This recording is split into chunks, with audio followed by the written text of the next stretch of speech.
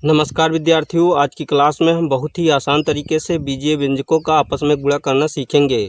तो विद्यार्थियों, यहाँ पर बीजीय व्यंजकों के गुणा के सवाल दिए हुए हैं, इनको हम हल कर लेते हैं।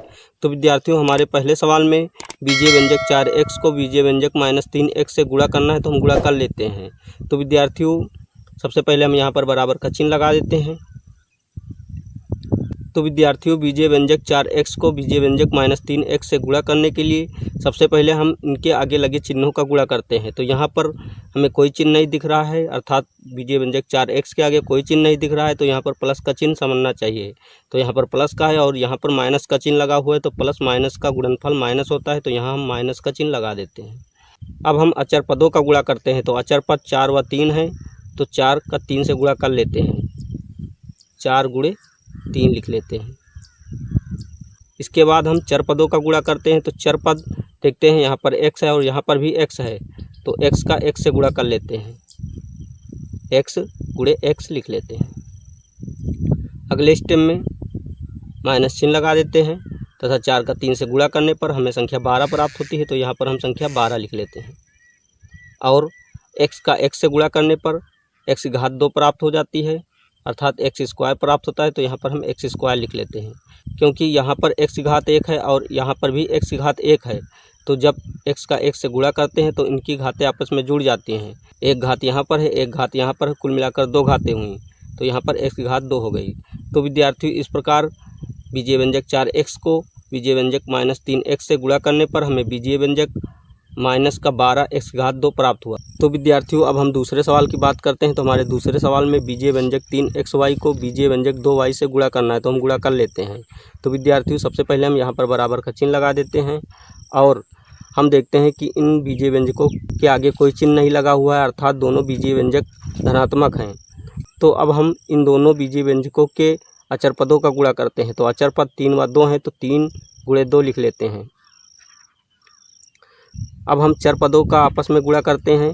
तो पहले बीजीय व्यंजक में चर xy है, तो यहाँ पर हम x × y लिख लेते हैं, और दूसरे बीजीय व्यंजक में चर y है, तो यहाँ पर हम गुणे में y लिख लेते हैं।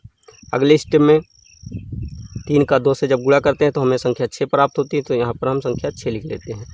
और x एक ही है, तो x को ऐसे उतार लेते हैं गुणे के रूप में, तथा यहाँ पर देखते हैं y 2 बार गुणे में है, तो हम y की घात 2 लिख लेते हैं। तो विद्यार्थियों, इस प्रकार बीजीय व्यंजक 3xy को बीजीय व्यंजक 2y से गुणा करने पर हमें बीजीय व्यंजक 6xy की घात 2 प्राप्त हुआ। अब हम कुछ और बीजीय व्यंजक लेते हैं और उनको हल करते हैं।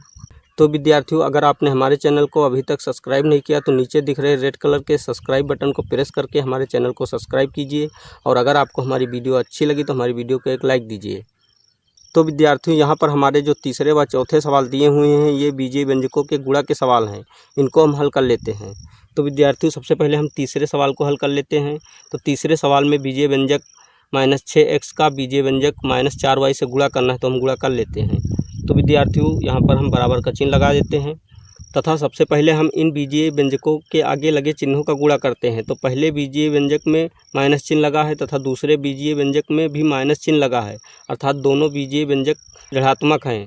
तो हम जानते हैं कि माइनस से जब गुणा करते हैं तो हमें प्लस चिन्ह प्राप्त होता है, तो यहाँ पर हम प्लस का चिन्ह लगा देते हैं। अब हम अचर राशियों का गुणा करते हैं। तो अचर राशियाँ यहाँ पर 6 व 4 हैं, तो 6 × 4 लिख लेते हैं। इसके बाद हम चर राशियों का गुणा करते हैं। तो यहाँ पर हम देखते हैं चर राशियाँ x व y हैं, तो x × y लिख लेते हैं। अगले स्टेप में प्लस चिन्ह को हटा देते हैं, क्योंकि किसी भी बीजीय व्यंजक के आगे प्लस चिन्ह लगा हो या ना लगा हो, वह बीजीय व्यंजक धनात्मक ही होता है। अब हम 6 का 4 से गुणा कर देते हैं। तो 6 का 4 से गुणा करने पर हमें संख्या 24 प्राप्त होती है, तो यहाँ पर हम संख्या 24 लिख लेते हैं। और x y को गुणे के साथ में लिख लेते हैं, अर्थात xy लिख लेते हैं।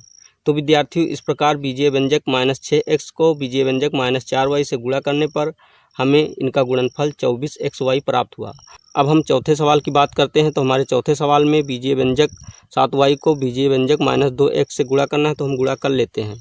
तो विद्यार्थियों, सबसे पहले हम यहाँ पर बराबर का चिन्ह लगा देते हैं तथा चिन्हों का गुणा करते हैं। तो यहाँ पर प्लस का चिन्ह लगा है और यहाँ पर माइनस, प्लस माइनस का गुणनफल माइनस होता है, तो यहाँ पर हम माइनस चिन्ह लगा देते हैं। और 7 का 2 से गुणा कर लेते हैं, अर्थात 7 × 2 लिख लेते हैं तथा y का x से गुणा कर लेते हैं, अर्थात x गुणे y लिख लेते हैं।